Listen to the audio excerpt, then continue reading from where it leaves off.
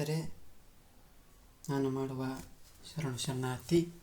ನಿನ್ನೆಯ ಒಂದು ತರಗತಿಯೊಳಗೆ ಯೋಗದ ಬಗ್ಗೆ ಕಿರುಪರಿಚಯವನ್ನು ಮಾಡಿದ್ದೆ. ಅದೇ ರೀತಿ ಈ ಮುಂದಿನ ಒಂದು ದಿನಗಳಲ್ಲಿ ಸಂಪೂರ್ಣವಾಗಿ ಆರೋಗ್ಯ ಶಿಕ್ಷಣ ಮತ್ತು ಮೌಲ್ಯ ಶಿಕ್ಷಣದ ಬಗ್ಗೆ ಹೇಳ್ತಾ ಹೋಗ್ತೇನೆ. ಇವತ್ತಿನ ದಿನ ಪತಂಜಲಿ ಯೋಗ, ಅಷ್ಟಾಂಗ ಯೋಗ, ಸಮತೋಲನ ಆಹಾರ, ಈ 3 ಅಂಶಗಳ ಬಗ್ಗೆ ತಿಳಿದುಕೊಳ್ತಾ ಹೋಗೋಣ. ಅದಕ್ಕಿಂತ ಮುಂಚಿತವಾಗಿ ನಮ್ಮ ಒಂದು ಮಾಸ್ಟರ್ ಯೂಟ್ಯೂಬ್ ಚಾನಲನ್ನು ಸಬ್ಸ್ಕ್ರೈಬ್ ಆಗಿ ಮತ್ತು ನಮ್ಮ ಮುಂದಿನ ವಿಡಿಯೋಗಳಿಗೆ ಮತ್ತು ನಮ್ಮ ಈ ಚಾನಲ್ನ ದಿನನಿತ್ಯದ ಅಪ್ಡೇಟ್ಸ್ಗಳಿಗೆ ಖಂಡಿತವಾಗಿ ಸಬ್ಸ್ಕ್ರೈಬ್ ಆಗಿ ಅಂತ ಕೇಳ್ಕೊಳ್ತಾ ಮುಂದುವರಿಸೋಣ. ಮೊದಲನೇದಾಗಿ ಪತಂಜಲಿ ಯೋಗ. ಪತಂಜಲಿ ಯೋಗದ ಬಗ್ಗೆ ಪರಿಚಯ ಮಾಡ್ಕೊಂತ ಹೋಗೋಣ. ಪತಂಜಲಿ ಯೋಗವನ್ನು ನಾವು ಅಧ್ಯಯನ ಮಾಡೋಕ್ಕಿಂತ ಮುಂಚಿತವಾಗಿ ಯೋಗದ ಬಗ್ಗೆ ಈ ಹಿಂದೆ ಒಂದು ವಿಡಿಯೋದಲ್ಲಿ ಅದರ ಬಗ್ಗೆ ಕಿರುಪರಿಚಯ ಮಾಡಿದ್ದೇನೆ. ಅದರ ನಂತರದ ಮುಂದಿನ ಭಾಗವನ್ನು ಹೇಳ್ತಾ ಹೋಗ್ತೇನೆ. ಪತಂಜಲಿ ಯೋಗ ಅಂದರೆ ಅಷ್ಟಾಂಗ ಯೋಗ ಅಂತ ಕರಿತಾ ಹೋಗ್ತಾರೆ ಅಥವಾ ರಾಜಯೋಗ ಅಂತಂದು ಕರಿತಾ ಹೋಗ್ತಾರೆ.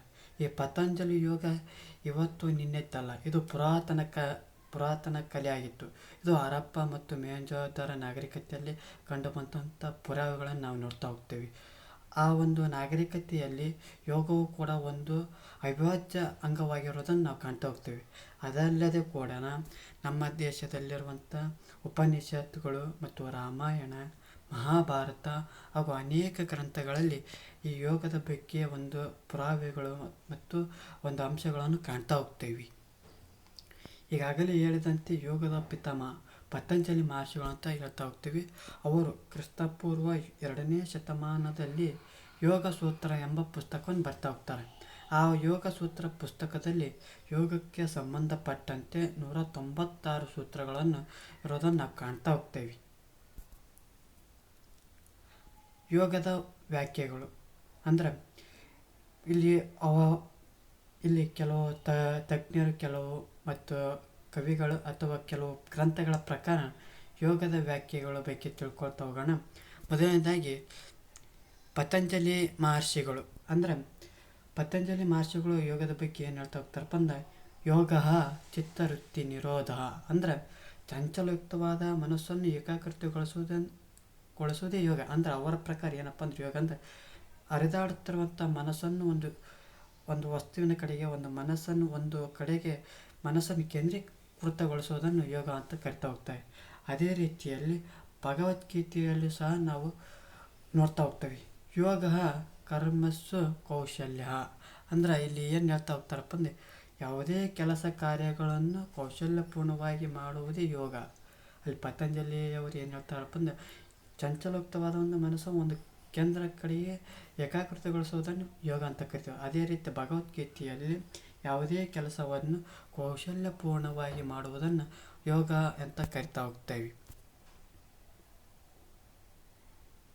ಯೋಗ ವಾಸಿಷ್ಠ ಗ್ರಂಥ, ಆ ಒಂದು ಗ್ರಂಥದೊಳಗೆ ಮನ ಪ್ರಶಮನೋಪಾಯ ಯೋಗ ಇತ್ಯಾಭಿಧೀಯತೆ ಅಂದರೆ ಮನಸ್ಸನ್ನು ಪ್ರಶಮನಗೊಳಿಸುವ ಅಥವಾ ಶಾಂತಗೊಳಿಸುವ ಒಂದು ಉಪಾಯವೇ ಯೋಗ ಅಂತ ಕರಿತಾ ಹೋಗ್ತಾರೆ. ಅಂದರೆ ಈ ಒಂದು ಗ್ರಂಥದ ಮೂಲಕ ಮನಸ್ಸನ್ನು ಶಾಂತಗೊಳಿಸುವುದನ್ನು ಯೋಗ ಅಂತಂದು ಕರಿತಾ ಹೋಗ್ತಾರೆ. ಇಲ್ಲಿಯವರೆಗೆ ನಾವು ಯೋಗದ ವ್ಯಾಖ್ಯೆಗಳ ಬಗ್ಗೆ ತಿಳ್ಕೊಳ್ತಾ ಹೋದ್ವಿ. ಪತಂಜಲಿಯವರ ಬಗ್ಗೆ ತಿಳ್ಕೊಂಡು ಅವರ ಪ್ರಕಾರ ಯೋಗ ಅಂದರೆ ಏನು, ಭಗವದ್ಗೀತೆಯಲ್ಲಿ ಯಾವ ರೀತಿ ಯೋಗದ ವ್ಯಾಖ್ಯೆಯನ್ನು ನೋಡಿದ್ವಿ, ಯೋಗ ವಾಸಿಷ್ಠ ಗ್ರಂಥದಲ್ಲಿ ನೋಡಿದ್ವಿ. ಈಗ ಮುಂದಿನ ಒಂದು ಭಾಗ ಯಾವುದಪ್ಪ ಅಂದರೆ ಯೋಗದ ಪ್ರಮುಖ 4 ಪಥಗಳು. ಅಂದರೆ ಯೋಗದಲ್ಲಿ 4 ಪ್ರಮುಖವಾದಂಥ ಪಥಗಳು ಕಾಣ್ತಾ ಹೋಗ್ತೇವೆ. ಅವು ಯಾವಪ್ಪ ಅಂದ್ರೆ ಕರ್ಮಯೋಗ, 2ನೇದು ಭಕ್ತಿ ಯೋಗ, 3ನೇದು ಜ್ಞಾನ ಯೋಗ, 4ನೇದು ರಾಜಯೋಗ. ಅವುಗಳ ಬಗ್ಗೆ ಒಂದೊಂದು ವಿವರಣೆಯನ್ನು ನೋಡ್ಕೊತ ಹೋಗೋಣ. ಯೋಗದ ಪ್ರಮುಖ 4 ಪಥಗಳಂದ್ರೆ ಅದರ ಒಂದು ಅರ್ಥವನ್ನು ಗಮನಿಸ್ತಾ ಹೋಗೋಣ. ಕರ್ಮಯೋಗ ಅಂದರೆ ಬಸವಣ್ಣವರು ಹೇಳಿದಂತೆ ಕಾಯಕ ಕೈಲಾಸ, ಕರ್ಮದಿಂದ ಕೆಲಸದ ಮೂಲಕವನ್ನು ನೋಡ್ತಾ ಹೋದು. ಭಕ್ತಿ ಯೋಗ ಅಂದರೆ ಹೆಸರು ಸೂಚಿಸುವಂತೆ ಭಕ್ತಿ ಪ್ರಧಾನವಾಗಿರುವುದಂಥದ್ದು. ಜ್ಞಾನಯೋಗ ಅಂದರೆ ಮನುಷ್ಯನ ಮತ್ತು ಅವನು ಹೊಂದಿರುವಂಥ ವಿಶ್ವಶಕ್ತಿ ರಾಜಯೋಗ ಅಂದರೆ ಅಷ್ಟಾಂಗ ಯೋಗ. ಇಲ್ಲೊಂದು ಸ್ವಲ್ಪ ಸ್ಪೆಲ್ಲಿಂಗ್ ಮಿಸ್ಟೇಕ್ ಆಗಿದೆ.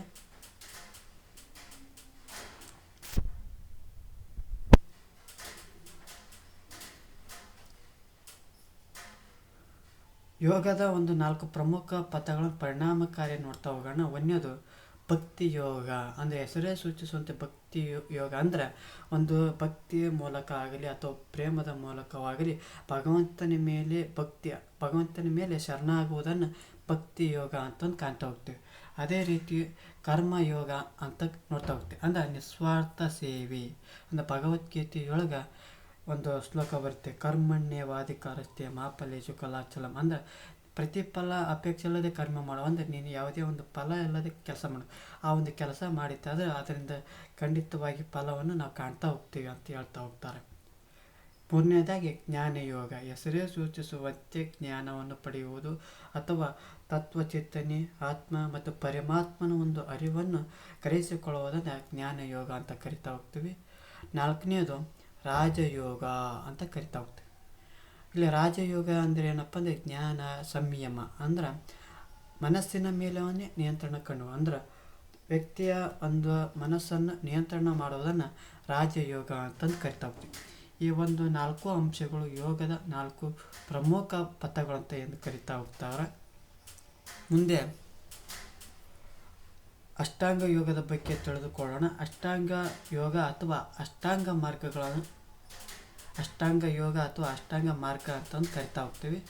ಅವು ಯಾವಪ್ಪ ಅಂದರೆ ಮೊದಲನೇದಾಗಿ ಯಮ, ಎರಡನೇದು ನಿಯಮ, ಮೂರನೇದು ಆಸನ, ನಾಲ್ಕನೇದು ಪ್ರಾಣಾಯಾಮ, ಐದನೇದು ಪ್ರತ್ಯಾಹಾರ, ಆರನೇದು ಧಾರಣ, ಏಳನೇದು ಧ್ಯಾನ, ಎಂಟನೇದು ಸಮಾಧಿ. ಇವುಗಳ ಬಗ್ಗೆ ಒಂದೊಂದೇ ನೋಡ್ಕೊತ ಹೋಗೋಣ. ಅಷ್ಟಾಂಗ ಯೋಗ ಅಂದರೆ 8 ಹಂತಗಳು ಅಂತ ಕರೀತಾರೆ. 8 ಮೆಟ್ಟಿಲು. ಅಷ್ಟಾಂಗ ಯೋಗದ 8 ಮೆಟ್ಟಿಲುಗಳು ಯಾವ್ಯಾವ ಅಂತ ಕೇಳ್ತಾ ಹೋಗ್ತಾರೆ.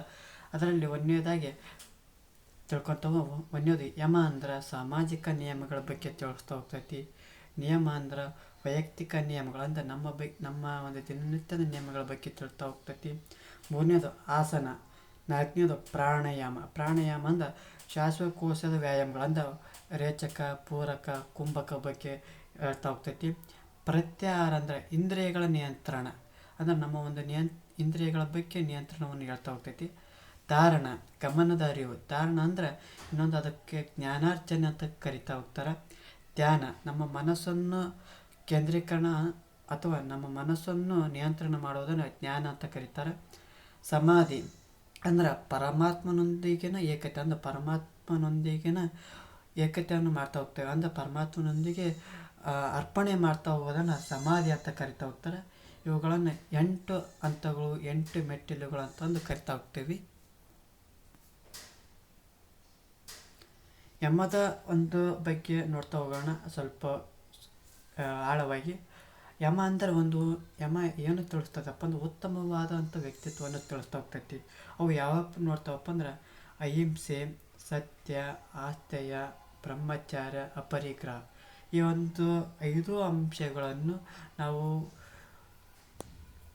ಜೈನ ಧರ್ಮದಲ್ಲಿ ಕಾಣ್ತಾ ಹೋಗ್ತೇವೆ. ಈ 4 ಅಂಶಗಳನ್ನು ಪಾರ್ಶ್ವನಾಥವರು ಹೇಳ್ತಾ ಹೋಗ್ತಾರೆ. ಈ ಬ್ರಹ್ಮಚಾರ್ಯವನ್ನು ಹೊರತುಪಡಿಸಿ ಇನ್ನುಳಿದ 4 ಅಂಶಗಳನ್ನು ಪಾರ್ಶ್ವನಾಥರು ಹೇಳ್ತಾ ಹೋಗ್ತಾರೆ. ಈ ಬ್ರಹ್ಮಚಾರ್ಯವನ್ನು ಮಹಾವೀರ ತಿಳಿಸ್ತಾ ಹೋಗ್ತಾನೆ. ಈ ಒಂದು ಅಂಶಗಳು ಜೈನ ಧರ್ಮಕ್ಕೆ ಸಂಬಂಧಪಟ್ಟವನ್ನು ಕಾಣ್ತಾ ಹೋಗ್ತೇವೆ.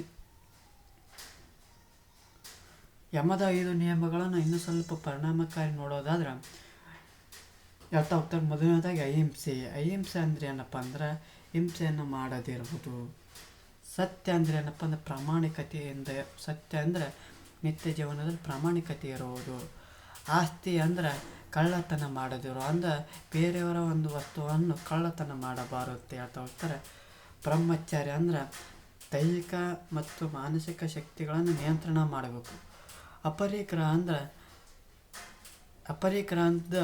ಅಗತ್ಯಕ್ಕಿಂತ ಹೆಚ್ಚಿನ ವಸ್ತುವನ್ನು ಸಂಗ್ರಹಿಸ್ತವೆ. ಅಂದರೆ ನಮಗೆ ಎಷ್ಟು ಬೇಕೋ ಅಷ್ಟೇ ವಸ್ತುವನ್ನು ಅಥವಾ ಸಂಪತ್ತನ್ನು ಸಂಗ್ರಹಿಸಬೇಕು, ಅದಕ್ಕಿಂತ ಹೆಚ್ಚಿನದಾಗಿ ಸಂಗ್ರಹಿಸಬಾರ್ದಂತ ಅಪರಿಕರ ಹೇಳ್ತೈತಿ. ಈ ಒಂದು 5 ಅಂಶಗಳು ಜೈನ ಧರ್ಮದಲ್ಲಿ ಸಹ ನಾವು ಕಾಣ್ತಾ ಹೋಗ್ತೀವಿ. ಎರಡನೇದು ನಿಯಮ ಏನು ಹೇಳ್ತಪ್ಪ ಅಂದ್ರೆ, ಯಾವುದೇ ಒಬ್ಬ ವ್ಯಕ್ತಿಯ ವೈಯಕ್ತಿಕ ಆರೋಗ್ಯ ಮತ್ತು ನಡವಳಿಕೆಗೆ ಸಂಬಂಧಪಟ್ಟ ನೀತಿ ನಿಬಂಧನೆಗಳನ್ನು ನಿಯಮ ಅಂತ ಕರಿತಾ ಹೋಗ್ತಾರೆ. ಅದರಲ್ಲೂ ಕೂಡ 5 ಅಂಶಗಳನ್ನು ಕಾಣ್ತಾ ಹೋಗ್ತೇವೆ. ಅವು ಯಾವಪ್ಪ ಅಂದ್ರೆ ಶೌಚ, ಎರಡನೇದು ಸಂತೋಷ, ಮೂರನೇದು ತಪಸ್ಸು, ನಾಲ್ಕನೇದು ಸ್ವಾಧ್ಯಾಯ, ಐದನೇದು ಈಶ್ವರ ಪ್ರಣಿಧಾನ. ಅವುಗಳ ಬಗ್ಗೆ ಚರ್ಚೆ ಮಾಡ್ತಾ ಹೋಗೋಣ.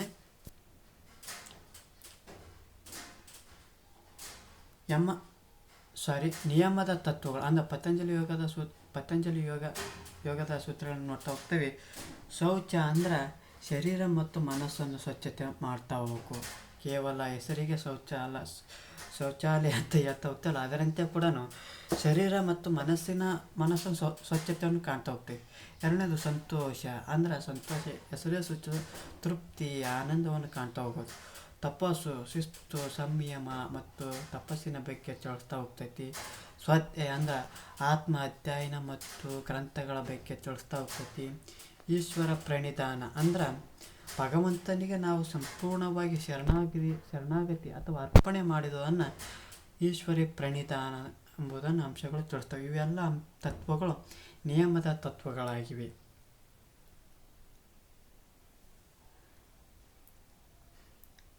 ಇಲ್ಲಿ ಪ್ರಾಣ ಎಂದರೆ ಜೀವ, ಉಸಿರು, ಚೈತನ್ಯ ಎಂದು. ಆಯಾಮ ಎಂದರೆ ನಿಗ್ರಹಿಸ ಅಂದರೆ ಉಸಿರನ್ನು ನಿಗ್ರಹಿಸೋದನ್ನು ಪ್ರಾಣಾಯಾಮ ಎನ್ನುತ್ತೇವೆ.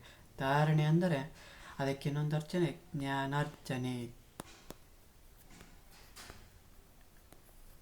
ವ್ಯಕ್ತಿಯ ಮನಸ್ಸನ್ನು ಕೇಂದ್ರೀಕರಿಸುವ ಅಚಲವಾದ ಒಂದು ಕ್ರಿಯೆ. ಧಾರಣ ಅಂದರೆ ವ್ಯಕ್ತಿಯ ಮನಸ್ಸನ್ನು ಕೇಂದ್ರೀಕರಿಸುವ ಅಚಲವಾದ ಒಂದು ಕ್ರಿಯೆ. ಧ್ಯಾನ ಅಂದರೆ ನಿರ್ದಿಷ್ಟ ವಸ್ತುವಿನ ಮೇಲೆ ಒಂದು ನಿರಂತರವಾಗಿ ಅರಿಯುವಂಥ ಧ್ಯಾನ ಅಂದರೆ ಒಂದು ವಸ್ತುವಿನ ಮೇಲೆ ಕೇಂದ್ರೀಕರಿಸುವುದನ್ನು ಧ್ಯಾನ ಎನ್ನುವರು. ಸಮಾಧಿ ಅಂದರೆ ಈ ಹಂತದಲ್ಲಿ ವ್ಯಕ್ತಿ ವಸ್ತುವಿನಲ್ಲಿ ತಲ್ಲೀನನಾಗುತ್ತಾನೆ ಅಥವಾ ವಸ್ತುವೇ ತಾನಾಗುತ್ತಾನೆ. ಅಂದರೆ ಸಮಾಧಿ ಅಂದರೆ ಕೊನೆಯ ಹಂತ, ಅಂದರೆ ಈ ವ್ಯಕ್ತಿಯ ಒಂದು ಕೊನೆಯ ಹಂತ ಅನ್ನೋದನ್ನು ಸಮಾಧಿ. ಆ ಸಮಾಧಿ ಅಂದರೆ ವ್ಯಕ್ತಿ ಇಲ್ಲಿ ವಸ್ತುವಿನಲ್ಲಿ ತಲ್ಲೀನನಾಗುತ್ತಾನೆ ಅಥವಾ ವಸ್ತುವೇ ತಾನಾಗುತ್ತೆ. ಅಂದರೆ ಸಮಾಧಿ ಕೊನೆಯ ಒಂದು ಹಂತದ ಬಗ್ಗೆ ತಿಳಿಸ್ತಾ ಹೋಗ್ತೈತಿ. ಇಲ್ಲಿಯವರೆಗೆ ನಾವೇನು ಹೇಳಿದವಪ್ಪ ಅಂದರೆ ಅಷ್ಟಾಂಗ ಯೋಗದ ಬಗ್ಗೆ ಹೇಳ್ತಾ ಹೋಗಿದ್ವಿ. ಈ ಒಂದು ಅಂಶದಲ್ಲಿ ನಿಮಗೆ ಅರ್ಥ ಆಗಿತ್ತಪ್ಪ ಈ ಒಂದು ಪ್ರಶ್ನೆ ಅಥವಾ ಈ ಪೆಟ್ಟ ಸ್ಥಳಿಗೆ ಉತ್ತರವನ್ನು ನೀಡಬಹುದು. ಆ ಪ್ರಶ್ನೆ ಯಾವುದಪ್ಪ ಅಂದರೆ ಯಮ ಪಂಚಕದಲ್ಲಿ ಡ್ಯಾಶ್ ಒಂದಾಗಿದೆ. ಅದರ ಕೆಳಗೆ ಒಂದು 4 ಉತ್ತರಗಳಿವೆ. ಅವು ಯಾವಪ್ಪ ಅಂದರೆ ನಿಯಮ, ಆಸನ, ಪ್ರಾಣಾಯಾಮ, ಸತ್ಯ. ಇದರಲ್ಲಿ ಯಾವ ಒಂದು ಉತ್ತರ ಸರಿಯಾಗಿದೆ ಎಂಬುದನ್ನು ಕಮೆಂಟ್ ಬಾಕ್ಸ್ನಲ್ಲಿ ನೀಡಿದರೆ ನನಗೆ ಸ್ಫೂರ್ತಿದಾಯಕ ಮತ್ತು ಮುಂದಿನ ವಿಡಿಯೋ ಮಾಡೋದಕ್ಕೆ ಅನುಕೂಲ ಆಗ್ತೈತಿ. ಮತ್ತು ಮುಂದಿನ ಒಂದು ಭಾಗಕ್ಕೆ ಹೋಗೋಣ. ಸಮತೋಲನ ಆಹಾರ.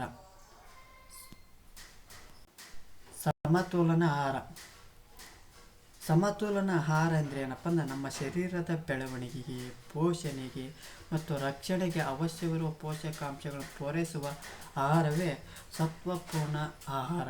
ಈ ಪೋಷಕಾಂಶಗಳನ್ನು 2 ರೀತಿಯಲ್ಲಿ ಭಾಗ ಮಾಡ್ತಾ ಹೋಗ್ತಾರೆ. ಒಂದನೇದು ಬೃಹತ್ ಪೋಷಕಾಂಶಗಳು, ಎರಡನೇದು ಸೂಕ್ಷ್ಮ ಪೋಷಕಾಂಶಗಳು. ಹಾಗಾದರೆ ಬೃಹತ್ ಪೋಷಕಾಂಶಗಳಂದ್ರೆ ಏನು ನೋಡ್ತಾ ಹೋಗೋಣ.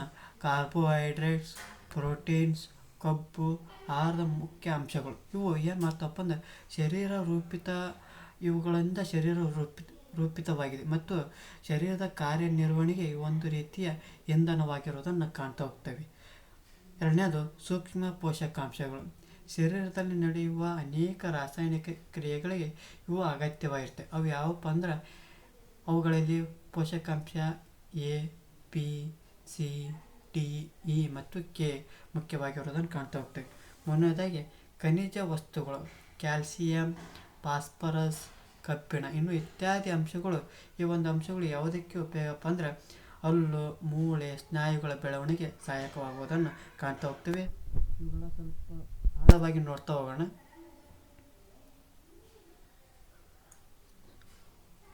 ಸಮತೋಲನ ಆಹಾರ ಅಂದರೆ ಶರೀರಕ್ಕೆ ಅಗತ್ಯವಾದ ಪೋಷಕಾಂಶಗಳನ್ನು ಸರಿಯಾದ ಪ್ರಮಾಣದಲ್ಲಿ ಒದಗಿಸುವ ಕ್ರಮವನ್ನು ಸಮತೋಲನ ಆಹಾರ ಎನ್ನುತ್ತೇವೆ. ಅಂದ್ರೆ ಸಮತೋಲನ ಆಹಾರ ಸೇವನೆಯಿಂದ ದೇಹಕ್ಕೆ ಶಕ್ತಿ ರಕ್ಷಣೆ, ಪೋಷಣೆ, ಬೆಳವಣಿಗೆ ಇವೆಲ್ಲ ನೀಡುವುದಕ್ಕೆ ಅಥವಾ ನೀಡುವ ಒಂದು ಕ್ರಮಕ್ಕೆ ಸಮತೋಲನ ಆಹಾರ ಅನ್ನುತ್ತಾರೆ. ಹಾಗಾದರೆ ಆಹಾರದ ಘಟಕಾಂಶಗಳು ಮತ್ತು ಅವುಗಳ ಅಗತ್ಯತೆ ಏನು ಅನ್ನೋದನ್ನು ನೋಡ್ತಾ ಹೋಗೋಣ. ಕಾರ್ಬೋಹೈಡ್ರೇಟ್ಗಳು ಇವು ಏನು ಕೆಲಸ ಮಾಡ್ತವೆ? ನಮ್ಮ ಶರೀರಕ್ಕೆ ಅಗತ್ಯವಿರುವ ಶಕ್ತಿಯನ್ನು ನೀವು ನೀಡ್ತಾ ಹೋಗ್ತವೆ. ಎರಡನೇದು ಪ್ರೋಟೀನ್ಸ್, ನಮ್ಮ ದೇಹದ ಬೆಳವಣಿಗೆಗೆ ಮತ್ತು ಪೋಷಣೆಗೆ ಮತ್ತು ರಕ್ಷಣೆಗೆ ಉಪಯುಕ್ತವಾಗುವುದನ್ನು ನೋಡ್ತಾ ಹೋಗ್ತೇವೆ. ಮೂರನೇದು ಕೊಬ್ಬು, ಶಕ್ತಿಯನ್ನು ಹೆಚ್ಚಿನ ಪ್ರಮಾಣದಲ್ಲಿ ಹೆಚ್ಚಿನ ಪ್ರಮಾಣದಲ್ಲಿ ಒದಗಿಸುವಂಥ ಕ್ರಿಯೆಯನ್ನು ಕೊಬ್ಬು ಮಾಡ್ತಾ ಹೋಗ್ತೈತಿ. ಜೀವಸತ್ವಗಳು ಮತ್ತು ಖನಿಜಾಂಶಗಳು, ಆಂಗ್ಲ ಭಾಷೆಯೊಳಗೆ ವಿಟಮಿನ್ಸ್ ಮತ್ತು ಮಿನರಲ್ಸನ್ನು ಹೇಳ್ತಾ ಹೋಗ್ತವೆ. ಇವುಗಳು ಏನು ಮಾಡ್ತಾವಪ್ಪ ಅಂದ್ರೆ ಕಾಯಿಲೆಗಳನ್ನು ತಡೆಗಟ್ತಾ ಹೋಗ್ತವೆ ಮತ್ತು ದೇಹವನ್ನು ರಕ್ಷಿಸುವಲ್ಲಿ ಮತ್ತು ದೇಹದಲ್ಲಿ ರಾಸಾಯನಿಕ ಕ್ರಿಯೆಗಳಿಗೆ ಹತೋಟಿಯಲ್ಲಿಡಲು ಇವುಗಳು ಸಹಾಯ ಮಾಡ್ತಾ ಹೋಗ್ತವೆ. ಆಹಾರದ ಘಟಕಾಂಶಗಳ ಬಗ್ಗೆ ಇನ್ನೂ ಸ್ವಲ್ಪ ಪ್ರಮುಖವಾಗಿ ನೋಡ್ತಾ ಹೋಗೋಣ. ಪ್ರಮುಖ ಆಹಾರ ಘಟಕಾಂಶಗಳು ಮತ್ತು ದೇಹದ ಪೌಷ್ಟಿಕ ಅಗತ್ಯತೆಗಳು. ಮೊದಲನೇದು ಕಾರ್ಬೋಹೈಡ್ರೇಟ್ಸ್ಗಳು ನೋಡ್ತಾ ಹೋಗ್ತವೆ. ಇಲ್ಲಿ ಶಕ್ತಿಯನ್ನು ನೀಡ್ತಾ ಹೋಗ್ತವೆ. ಪ್ರೋಟೀನ್ಸ್ ದೇಹದ ಬೆಳವಣಿಗೆ ಸಹಕಾರಿ ಮಾಡ್ತಾ ಹೋಗ್ತವೆ. ಕೊಬ್ಬು ಶಕ್ತಿ ಸಂಗ್ರಹ ಮತ್ತು ಕೋಶ ಆರೋಗ್ಯವನ್ನು ನೋಡ್ತಾ ಹೋಗ್ತವೆ. ವಿಟಮಿನ್ ಮತ್ತು ಖನಿಜಗಳು ರೋಗ ನಿರೋಧಕ ಮತ್ತು ದೇಹ ನಿಯಂತ್ರಣವನ್ನು ನೋಡ್ತಾ ಹೋಗ್ತವೆ. ಅದರಂತೆ ಕೂಡ ದೇಹದ ಪೌಷ್ಟಿಕ ಅಗತ್ಯತೆಗಳು ಮೆದುಳಿನ ಶಕ್ತಿ ಮತ್ತು ಮೂಳೆಗಳ ಬಲವನ್ನು ಮತ್ತು ದೈಹಿಕ ಶಕ್ತಿ ನೀಡುತ್ತದೆ. ಜೀರ್ಣಕ್ರಿಯೆ ಸರಿಯಾಗಿ ಮತ್ತು ಹೃದಯದ ಆರೋಗ್ಯವನ್ನು ಕಾಪಾಡಲು ನಾವು ನೋಡ್ತಾ ಹೋಗ್ತೇವೆ. ಇಲ್ಲಿ ವಿಟಮಿನ್ಸ್ ಅಥವಾ ಜೀವಸತ್ವಗಳ ಬಗ್ಗೆ ನೋಡ್ತಾ ಹೋಗ್ತಾನೆ. ಜೀವಸತ್ವ ಎ ಅಥವಾ ವಿಟಮಿನ್ ಎ ಎದಕ್ಕೆ ಉಪಯೋಗಪ್ಪ ಅಂದರೆ ಕಣ್ಣುಗಳ ರಕ್ಷಣೆಗೆ ಅಗತ್ಯವಾಗಿದೆ. ಮತ್ತು ಜೀವಸತ್ವ ಬಿ ನರವ್ಯೂಹಗಳ ಮತ್ತು ಜೀರ್ಣಾಂಗವು ಚೆನ್ನಾಗಿ ಕೆಲಸ ಮಾಡಲು ಮತ್ತು 12 ವಿಧದ ಜೀವ ರಾಸಾಯನಿಕ ಕ್ರಿಯೆಗೆ ಅಗತ್ಯವಾಗಿರೋದನ್ನು ಕಾಣ್ತಾ ಹೋಗ್ತೇವೆ. ಅದರಂತೆ ಕೂಡ ಜೀವಸತ್ವ ಸಿ ಹಲ್ಲು, ವಸಡು ಮತ್ತು ಕೀಲುಗಳ ಆರೋಗ್ಯವನ್ನು ಕಾಪಾಡ್ತಾ ಹೋಗ್ತೈತಿ. ಪೋಷಕಾಂಶ ಡಿ ಅಥವಾ ಜೀವಸತ್ವ ಡಿ ಶರೀರದಲ್ಲಿ ಉತ್ಪತ್ತಿಯಾದ ಕ್ಯಾಲ್ಸಿಯಂ ಏರುವಿಕೆಗೆ ಸಹಾಯ ಮಾಡ್ತಾ ಹೋಗ್ತೈತಿ. ಜೊತೆಗೆ ಮಕ್ಕಳ ಮೂಳೆಗಳ ಬೆಳವಣಿಗೆ ಅಗತ್ಯವಾಗಿರೋದನ್ನು ಪೋಷಕಾಂಶ ಡಿಯಲ್ಲಿ ಕಾಣ್ತಾ ಹೋಗ್ತೇವೆ. ಪೋಷಕಾಂಶ ಇ ಏನು ತಿಳಿಸ್ತದೆ? ಶರೀರದ ಜೀವಕೋಶಗಳನ್ನು ರಕ್ಷಣೆ ಮಾಡ್ತಾ ಹೋಗ್ತೈತಿ. ಪೋಷಕಾಂಶ ಡಿ ಅಥವಾ ಜೀವಸತ್ವಕ್ಕೆ ರಕ್ತ ಹೆಪ್ಪುಗಟ್ಟಲು ಸಹಾಯ ಮಾಡ್ತಾರೆ. ಅಂದರೆ ರಕ್ತ ಹೆಪ್ಪುಗಟ್ಟಲು ಯಾವ ಒಂದು ವಿಟಮಿನ್ ಸಹಾಯ ಮಾಡ್ತದಪ್ಪ ಅಂದರೆ ವಿಟಮಿನ್ ಕೆ. ಅಂದರೆ ನೀವು ಯಾವುದೇ ಸಂದರ್ಭದಲ್ಲಿ ಬಿದ್ದಾಗ, ಗಾಯ ಆದಾಗ ನಮ್ಮ ರಕ್ತವು ಕೆಲವು ಸಂದರ್ಭಗಳಲ್ಲಿ ರಕ್ತ ಹೊರಗಡೆ ಬಂದು ಹರಿತದೆ.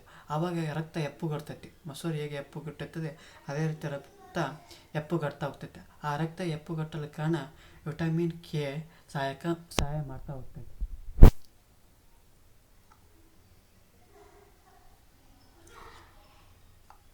ಪ್ರಮುಖ ಜೀವಸತ್ವಗಳ ಕೋಷ್ಟಕವನ್ನು ನಾವು ನೋಡ್ತಾ ಹೋಗೋಣ. ಅಂದರೆ ಈ ಒಂದು ಚಿತ್ರಗಳ ಮೂಲಕ ನೋಡ್ತಾ ಹೋದರೆ ನಮ್ಮ ಒಂದು ನೆನಪಿನ ಶಕ್ತಿಯನ್ನು ನೋಡ್ತಾ ಹೋಗ್ತೇವೆ.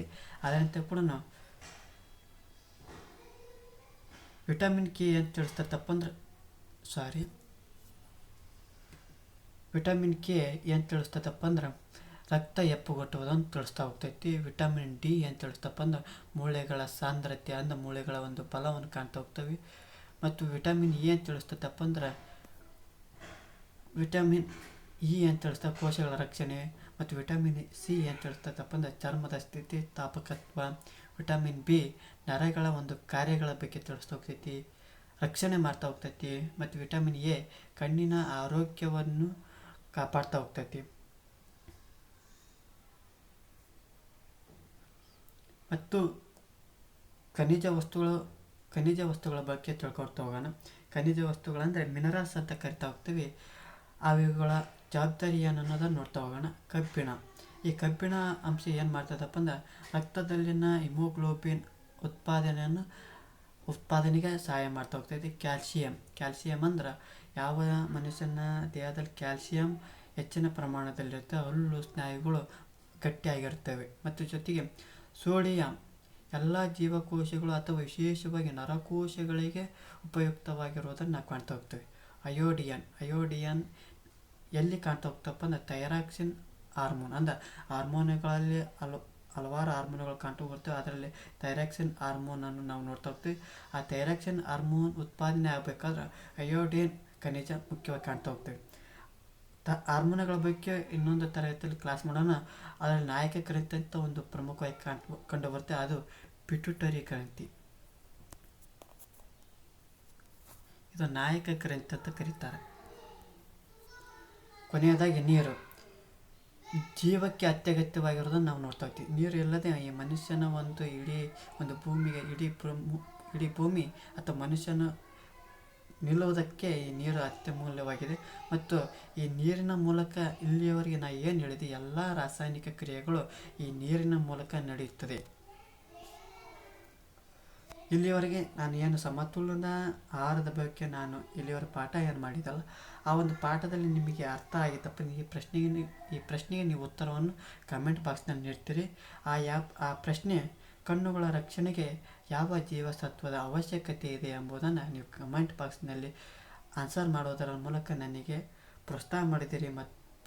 ಮತ್ತು ಮುಂದಿನ ವಿಡಿಯೋ ಮಾಡೋಕ್ಕೆ ನೀವು ಧೈರ್ಯವನ್ನು ತುಂಬುತ್ತೀರ ಎಂದು ನಾನು ಕೇಳಿಕೊಳ್ಳುತ್ತೇನೆ.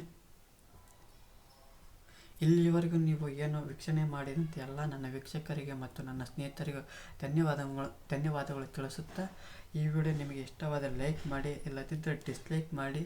ನಿಮಗೆ ಈ ವಿಡಿಯೋದಿಂದ ಬೇರೆಯವರಿಗೂ ಉಪಯೋಗ ಆಗಬೇಕಾದರೆ ಶೇರ್ ಮಾಡು. ಮತ್ತು ಇಲ್ಲಿವರೆಗೂ ನಾವೇನು ತಪ್ಪುಗಳಾಗಿದ್ದರೆ ಅವುಗಳನ್ನು ಕಮೆಂಟ್ ಬಾಕ್ಸ್ನಲ್ಲಿ ನೋಡೋದರ ಮೂಲಕ ನಿಮಗೆ ಈ ವಿಡಿಯೋ ಇಷ್ಟವಾಗಿದ್ದರೆ ಮತ್ತೊಮ್ಮೆ ಕೇಳಿಕೊಳ್ಳುತ್ತೇನೆ, ಈ ಒಂದು ಯೂಟ್ಯೂಬ್ ಚಾನಲ್ನ ಸಬ್ಸ್ಕ್ರೈಬ್ ಆಗಿ ಅಂತ ಕೇಳಿಕೊಳ್ಳುತ್ತಾ ಈ ಒಂದು ವಿಡಿಯೋವನ್ನು ಪೂರ್ಣಗೊಳಿಸುತ್ತೇನೆ.